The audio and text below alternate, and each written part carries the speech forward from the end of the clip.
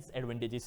તો બેલેન્સમાં હવે કઈ રીતનું હોય છે, તો બેલેન્સમાં તમે જો માર્કેટ કન્ડિશન પ્રમાણે બેલેન્સ રાખવામાં આવે છે. અને અહીંયા તમે જો ઇક્વિટી પ્લસ ડેટ બંનેમાં જે એલોકેશન જે હોય છે એમાં બદલાવ થાય છે. બદલાવ કઈ રીતે, માની લઈએ કે હવે માર્કેટ બહુ જ ઘટી ગયું છે, હવે લાગે છે કે અહીંયાથી સારું ઉપર આવશે, એટલે કે જ્યારે માર્કેટ લાગે છે કે બહુ હાઈ ઉપર જતું રહ્યું છે તો ત્યારે શું કરશે, ડેપમાં જતા રહેશે. લાગે માર્કેટ બહુ લો ઉપર છે, અહીંયાથી વધવાના ચાન્સીસ છે, એટલે લોકો ઇક્વિટીમાં વધારે રોકાણ કરશે. તો માર્કેટ હાઈ મીન્સ કે ડેપમાં તેઓ વધારે રોકાણ કરશે. હવે માર્કેટ એકદમ વધારે વધી ગયું છે અને નીચે પડે તો તમારું જે ઇન્વેસ્ટમેન્ટ જે સરસ તમારું વધ્યું હોય તો તમારું પાછું નીચે આવી જાય. એટલે એવા ટાઈમે શું કરતા હોય છે ફંડ મેનેજર, કે તમારું જ્યારે માર્કેટ વધ્યું છે ત્યારે એ લોકો શું કરે કે પોતાનું જે ફંડ જે છે સારું રિટર્ન તો બની ગયું, પછી ઇક્વિટીમાંથી તેઓ વધારે ડેપમાં જતા રહેશે, કારણ કે ડેપમાં તો તમને ફિક્સ મળવાનું છે.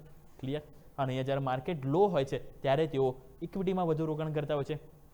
અહીંયા ગ્રોથ પ્લસ રિસ્ક કંટ્રોલ માટે ખાસ કરીને કંપની ડાયનેમિક સ્ટ્રેટેજી વાપરતી હોય, જેમાં આપણે વાત કરી હાઈ માર્કેટ તો ડેપ્ટ હાઈ અને લો માર્કેટ તો ઇક્વિટી હાઈ.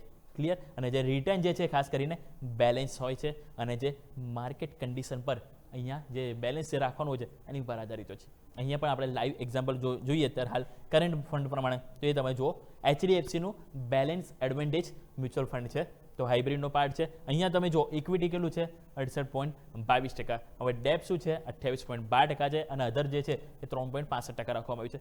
ICICI બેંકના શેરમાં તેમાં કેટલું રોકાણ કરે છે 4.56%.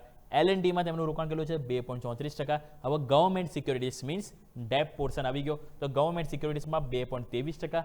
કોલ ઇન્ડિયા ફરીથી ઇક્વિટી આવી ગયું 2.14%. અને પછી તમે જુઓ તો LIC હાઉસિંગ ફંડના બોન્ડ્સ આવી ગયા, એમાં કેટલું 0.66%. એટલે અહીંયા 68% રોકાણ છે. હવે માની લો કે માર્કેટ ઉપર એકદમ હાઈ ઉપર ગયું તો એવા ટાઈમે ફંડ મેનેજર શું કરશે, અહીંયાથી પોર્શન ઘટાડીને અહીંયા પોર્શન વધારી દેશે. ક્લિયર. તો આને કહેવાય બેલેન્સ એડવાન્ટેજ મ્યુચ્યુઅલ ફંડ.